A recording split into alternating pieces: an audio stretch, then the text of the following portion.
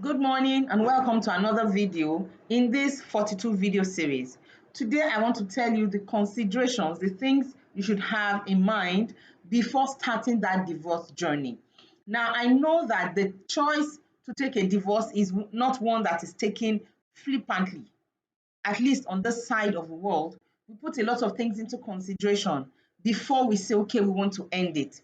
But there are some other things that we don't factor in, we don't see them coming until they show up after we've taken the steps to divorce. Because usually in this country, in Nigeria, if you're going to take a divorce, the first thing you do is you move out.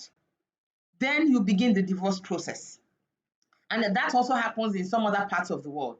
But I'm concerned about how it affects us in this country because of our laws, our culture, and a few other things. That's why I want to put this fact out for us to put them at the back of our mind when we begin to have those thoughts and say, okay, I just want to take a divorce, I want to move out. And I'm going to be considering them on three major fronts. The first front is financially. You need to take considerations financially before you move out, even before you move out. The second consideration is emotionally. You will not see it coming no matter how abusive or otherwise you thought that marriage was. The emotional backlash when you leave is not something you could have prepared for before leaving. So there's the emotional angle of preparation. There's also the preparation as touching the children of the marriage, if there are children in that marriage. I'm a Yoruba person, and Yoruba language, they say a conversation where children has entered, a marriage where children has entered, sand has entered it. It means that it's difficult to sieve it apart.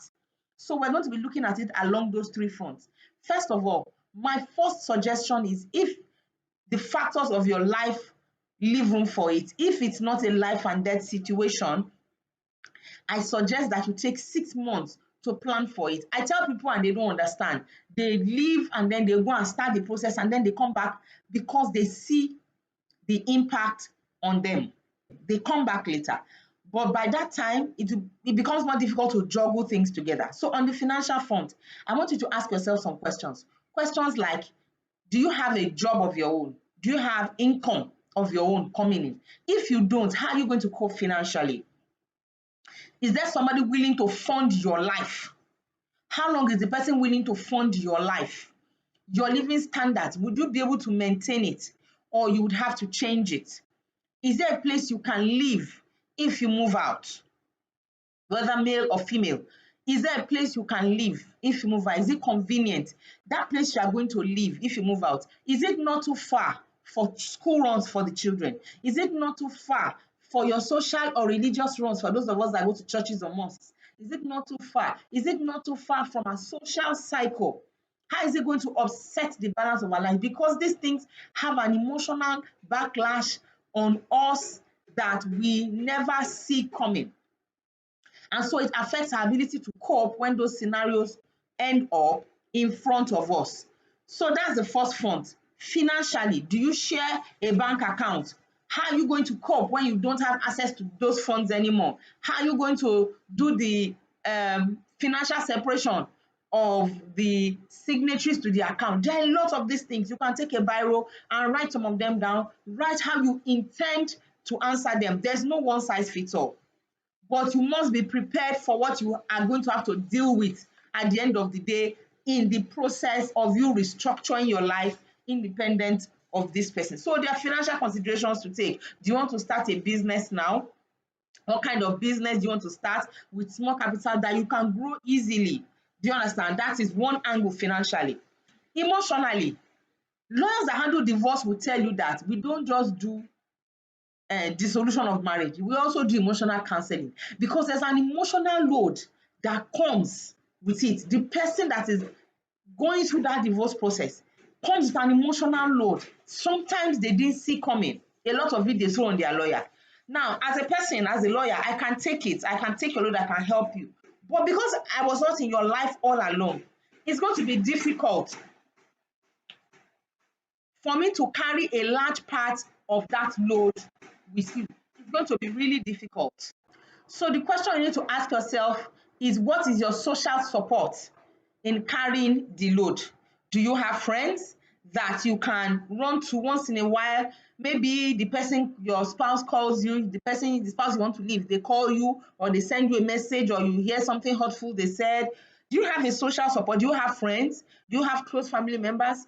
Do you have a close religious connection? Do you have somebody close to you that you meet up with at the gym that helps you manage this? You need an emotional structure, especially if they are children. How you're going to manage the information to your children, you need an emotional structure so you don't end up depressed as these things come up to you. You need a lot of support.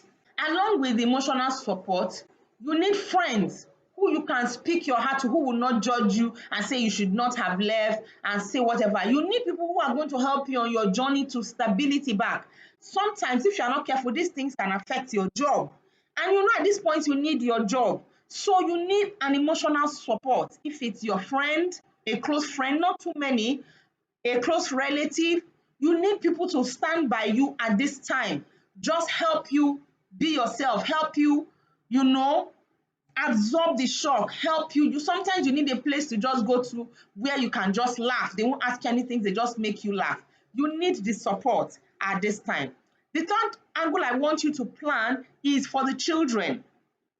Now, a lot of times we plan home, we plan school, we plan lesson, we plan all these activities around our home. So if you move out of the home now, are you changing the school of the children? Are you changing their piano and dance lessons? Are you changing the place where they take their extracurricular activities? How are they going to be going to school? Are you changing their friends? Are you changing your place of worship where they may have picked up a few friends? Are you changing all these things? Because these things can have an impact on the children of the marriage.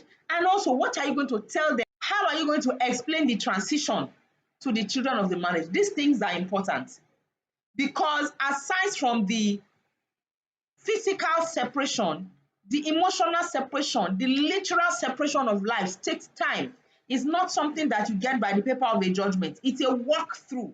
So that's why I advocate you take 6 months to plan for that walkthrough. If you know anybody who is getting on this path, who is likely to be there soon, please advise them to watch this video and put these thoughts into consideration. Take a jotter, write down your thoughts, have a plan. It helps you. It helps you not to lose your life in the process of trying to get it back. It helps you when you have to prepare for court processes. The court processes too, please note, the days you are going to come to court during the divorce, it can be emotionally traumatizing if you are not careful. Or if the divorce is defended and the other spouse wants to make it difficult for you, it can get emotionally traumatizing. So I need you to have all of this in mind as you prepare to take the divorce, or as your somebody you know prepares to start a divorce. Please take these considerations seriously, and if you have other questions or thoughts, leave them for me in the comment section. I would answer them as best as I can. Thank you. That's all for today. Have a great day. Bye.